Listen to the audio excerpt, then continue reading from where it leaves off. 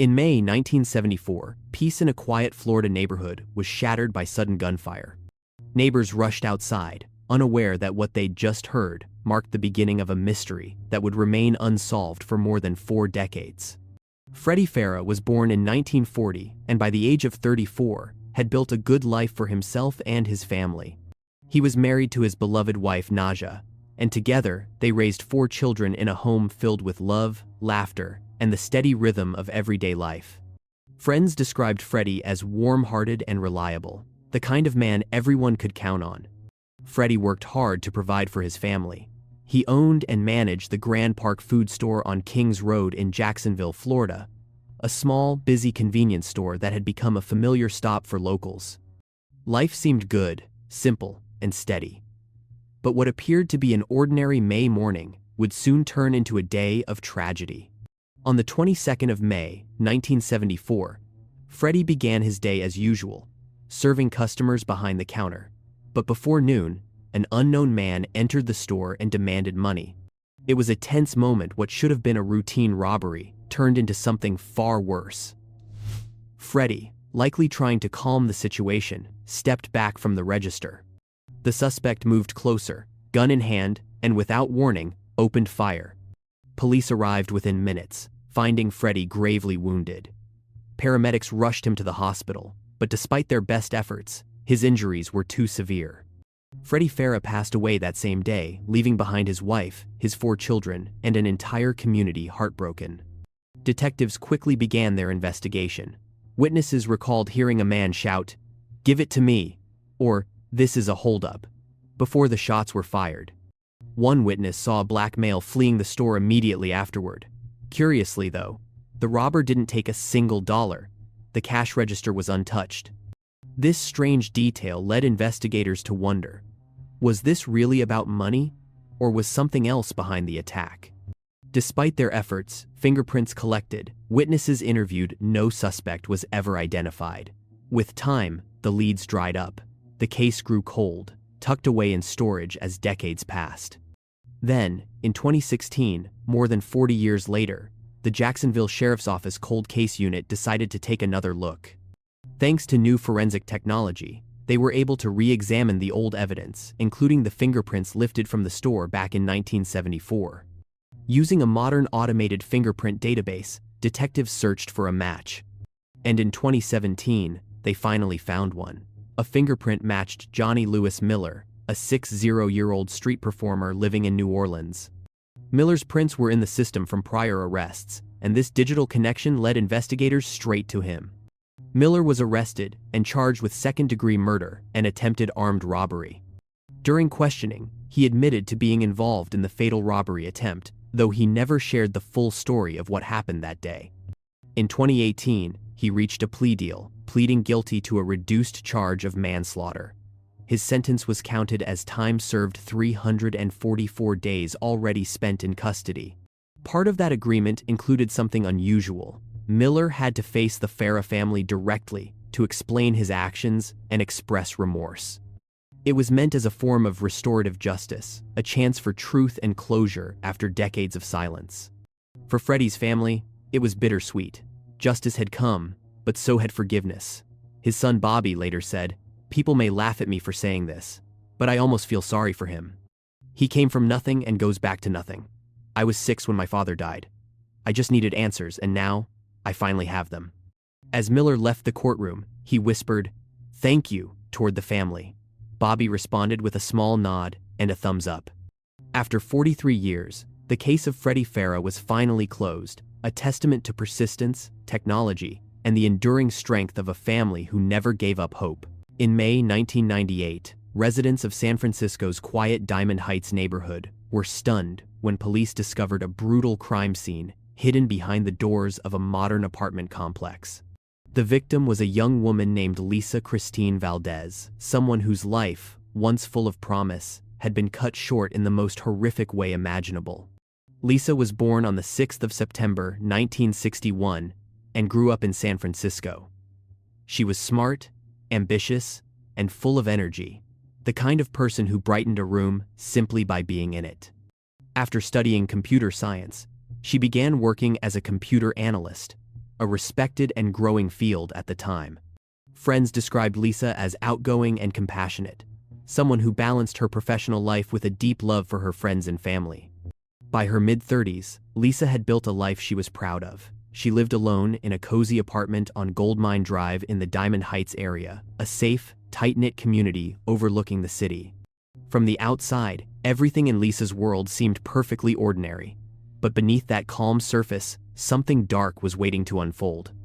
On the evening of the 16th of May 1998, Lisa hosted a small dinner gathering for a few close friends. It was a typical Saturday night, good food, conversation, and laughter filling the room. No one could have imagined it would be the last time anyone saw her alive. When Lisa failed to show up for work the following Monday and missed a dance class she never skipped, her friends grew worried. Calls went unanswered. Days passed, and by May 20, the building manager decided to check on her apartment. What he found would haunt everyone who entered that room. Inside, Lisa's body was discovered on the floor in a state of advanced decomposition. She had been stabbed 21 times in her face, neck, chest, and hands. The defensive wounds made it clear she had fought desperately for her life. The crime scene was chilling. Blood was splattered across her bedding and pillows. Her clothing was torn. In the bathroom, investigators found 2 discarded Band-Aids floating in the toilet and underneath the toilet seat, a single, latent fingerprint. It was the only clear print in the entire apartment. Despite the violent nature of the attack, the scene wasn't completely ransacked. Some valuables remained untouched, leaving detectives to wonder if the killer's motive was more personal than it first appeared. Police immediately launched an intensive investigation. Dozens of potential suspects were interviewed, including friends, acquaintances, and even people who lived in the same building. Several men were questioned, but none of the DNA samples or fingerprints collected matched anything in the system.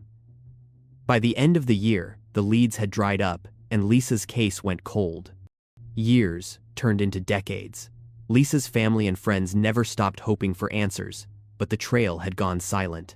Then, in 2011, everything changed. As part of a cold case review, detectives revisited the evidence using newly developed forensic technology. The DNA found on a blood-stained pillow was uploaded into the national database, and for the first time in 13 years, there was a match. The DNA belonged to Anthony Quinn Hughes, a man living in San Francisco's Tenderloin district. He already had a criminal record, and his DNA had been entered into the database from an earlier arrest. When investigators compared his fingerprints to the print found under the toilet seat in Lisa's apartment, the match was undeniable. In September 2011, Hughes was arrested and charged with Lisa's murder. During questioning, he denied knowing her, but the forensic evidence told a different story. His DNA was on her bedding, his fingerprint in her bathroom. In 2015, Hughes finally went to trial. Prosecutors argued that the attack was sexually motivated, that Hughes had entered Lisa's home, assaulted her, and killed her when she fought back. The brutality of the crime left the jury horrified. After deliberation, Hughes was found guilty of second-degree murder and sentenced to 16 years to life in prison. For Lisa's loved ones, it was a bittersweet end. Justice had come, but nothing could undo the years of pain or bring back the woman they had lost. Her best friend said in court that while the conviction brought closure, it would never erase the memory of the bright, kind woman who should still be alive today. The case of Lisa Christine Valdez serves as a haunting reminder of the power of persistence and how modern science can give a voice to victims long after they've been silenced. Even decades later, the evidence left behind in a single apartment was able to speak, and finally, justice answered. In the late winter of 1984, a 19-year-old woman's sudden disappearance would haunt a New Jersey community for more than a decade. Her name was Donna Macho, a young legal secretary with modeling aspirations, who vanished from her home in East Windsor on February 26. What followed was years of unanswered questions, heartache for her family, and ultimately, a breakthrough only made possible by the persistence of cold case investigators and advances in forensic science. Donna lived with her parents and sisters in a modest home in East Windsor, New Jersey. She worked as a legal secretary and had dreams beyond those walls, with modeling ambitions and a desire to build a life of independence and promise. On the night of the 25th of February 1984, Donna and her 4-year-old sister, Julie, spent an evening watching movies together. Later, Julie went to bed. In the quiet of the night, something changed. When morning came, Donna was gone. Her car was later found abandoned near a sewer plant, only a short walk from Donna's home, and also within walking distance of farms, where a suspect would later be revealed to have worked. Investigators discovered bloodstains on the passenger seat of the vehicle, hinting at violence, though the full story remained hidden. Despite the alarm raised by her family, no one could quite piece together what had happened. The investigation stretched initially, but the leads began to fade. For years, Donna's absence left a lingering emptiness in the lives of those who loved her. More than 11 years later, on the 2nd of April 1995, a Boy Scout troop leader stumbled upon skeletal remains in a wooded area in nearby Cranberry, a quiet tract of land near a farm where our suspect had briefly worked. Through dental records, the remains were confirmed to be those of Donna Macho. A decade of unanswered questions now held a grim realization. Originally, investigators found semen in Donna's bedroom and other evidence from the vehicle and scene, but DNA and fingerprint technology in the 1,980 seconds were not nearly as refined as they would become. The investigation stalled. Although one man later identified stood out as a possible suspect, the case went cold. That man was Nathaniel Harvey. At the time Donna disappeared, Harvey was living in the area, had a history of sexual assault arrests, and had worked at a farm near the woods where Donna's remains were found. Authorities say that he had a pattern, entering unlocked homes, raping young women, and fleeing. But for many years, there was insufficient evidence to tie him to Donna's murder. The trail ran cold. Fast forward to October 2022 and beyond, the case was reopened by the multi-agency cold case task force, and all viable physical evidence, DNA, fingerprints, etc., was submitted to modern labs. In April 2023, the authorities announced a conclusive match. DNA from Donna's bedroom matched Harvey's profile. His fingerprint evidence tied him to the crime scene. Although Harvey had died in prison in 2020 while serving time for another homicide, and thus could not be prosecuted further, the identification brought formal closure. For Donna's family, the truth came with bittersweet relief. Her younger sister Julie, who was just 14 when Donna vanished, shared how the long years of searching, hoping, and wondering haunted them. "I'm glad the case is closed, but I feel he got away with it," she said. The family had spent years hiring private investigators, going through psychics, and chasing every lead, driven by a simple hope that Donna might still be alive. When the remains were confirmed, that hope shifted into sorrow and finally into resolution. The case of Donna Macho is a potent reminder of the importance of preserving evidence, of never declaring defeat in long-forgotten cases, and of how advances in forensic science can bring answers even decades later. As one official put it, time does not erase the quest for justice.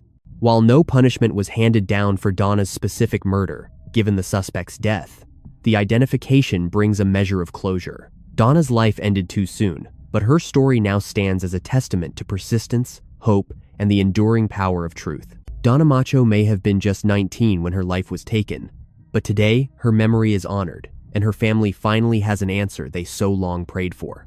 Though justice came after many years, the promise of never giving up was fulfilled. In the spring of 2022, the quiet luxury of Montecito, California, was shaken by a crime so cold and calculated that even seasoned investigators were stunned. 96-year-old Violet Evelyn Alberts, a beloved grandmother, a lifelong resident of the community, was found dead in her own home. What at first looked like a home invasion would soon unravel into something darker, a murder-for-hire plot born out of greed. Violet had lived a long, full life. Friends and neighbors described her as warm, kind, and fiercely independent, the kind of woman who still tended to her garden, who waved at neighbors, and who cherished her family deeply. Her home in Montecito, the same serene coastal town known for its sprawling estates and celebrity residence, was a place of peace. But inside that peaceful home, someone saw opportunity. On May 27, 2022, Violet's caretaker arrived as usual, but something felt off. The house was unusually quiet. When she entered the bedroom, the caretaker found Violet unresponsive. Paramedics rushed to the scene, But it was too late. Violet was gone. The autopsy revealed she had been asphyxiated. A gentle life ended in the most violent way. At first, detectives thought it was a burglary gone wrong. A shattered window suggested forced entry. But then came the questions. Why were Violet's valuables untouched? Why did the scene feel staged? Something wasn't adding up. The Santa Barbara County Sheriff's Office launched an intense investigation. Detectives combed through financial records, property deeds, and personal documents, and soon discovered something shocking. Before her death, Violet had become the target of an elaborate financial scam. Someone had been manipulating her property records, her mortgage documents, even her identity. The deeper they looked, the more it became clear this wasn't just murder. This was a scheme fueled by greed and deception. The name that surfaced was Pauline Lisa Macareno, a 48-year-old woman from Porter Ranch, California. Macareno had posed as a real estate agent and orchestrated what authorities called a complex web of fraud. She used forged documents and fake companies to gain control of Violet's property, tricking her into signing away her rights through a reverse mortgage scam. But there was a problem. Violet was still alive, and as long as she lived, the fraud couldn't be completed. Investigators would later reveal the chilling truth. Those involved in the scheme had decided Violet was living too long, so they planned to end her life. Detectives discovered that Macareno had enlisted several men to carry out the killing. Surveillance footage, travel logs, and phone data painted a clear picture in the days leading up to Violet's death. Multiple suspects had visited Montecito, scouting her home. On that fateful night in May 2022, the killers broke in and suffocated Violet in her bed. She never had a chance to call for help. They left the scene staged to look like a robbery, but experienced investigators immediately sensed something off. And now, with years of forensic work, they could prove it. Over the next year, detectives poured thousands of hours into the case. They tracked bank transactions, recovered surveillance footage, and traced connections between the fraud and the murder. Finally, in early 2024, their work paid off. The sheriff's office announced a series of arrests. Pauline Macareno, the alleged mastermind, already serving 6 years in prison for elder fraud. Henry Rostamian, age 33, of Tujunga, arrested on the 27th of February 2024. Ricardo Martin Del Campo, age 41, of Los Angeles, arrested the 5th of March 2024. Harry Basmagian, 58, of Van Nuys, also charged, though his poor health left him hospitalized. Together, these individuals were charged with murder and conspiracy to commit murder. The sheriff's office revealed that the case had taken more than 10,000 investigative hours, an enormous effort that finally brought Violet's killers to light. For Violet's neighbors and the Montecito community, the arrests were a moment of relief, but also disbelief. How could anyone plot the death of a 6-year-old woman just for money? Her family called her death a tragedy born from exploitation. They described her as someone who deserved to live her final years in peace, not to be targeted for her age or her assets. Investigators say Violet's case exposes a dangerous pattern where financial fraud against the elderly escalates into physical violence. It's a reminder that behind every number, every statistic, there's a person, a grandmother, a mother, a friend whose trust was betrayed. Violet Evelyn Alberts lived nearly a century through wars, social change, and decades of memories. But her life ended at the hands of people who saw her not as a human being, but as a financial opportunity. Yet, through the relentless work of investigators, her voice was not silenced forever. The truth was uncovered, the guilty were exposed, and her story now stands as a warning and a call for justice. As one detective said at the press conference, she was 96 years old. She should have died in her sleep, not by someone else's hands.